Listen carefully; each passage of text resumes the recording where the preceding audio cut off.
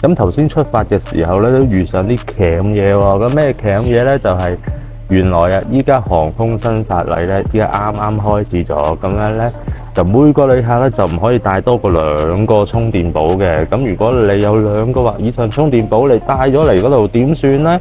咁你佢會沒收你一個，跟住咧佢就會交俾個航空公司嗰度幫你 keep 嘅。但係咧航空公司點處理咧，佢哋就唔知㗎啦。咁咧頭先我都問過下嘅。咁啊，因為我坐嘅係香港快運啦，咁樣，但係佢呢度嗰個 counter 咧，入邊嘅 counter 咧係冇香港快運嘅，咁啊，淨係得國泰嘅啫。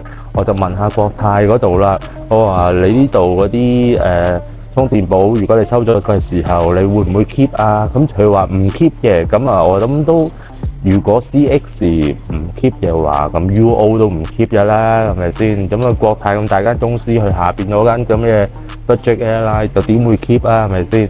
咁即係話你如果帶多咗一個充電寶嘅話，就變成一張廢紙啦。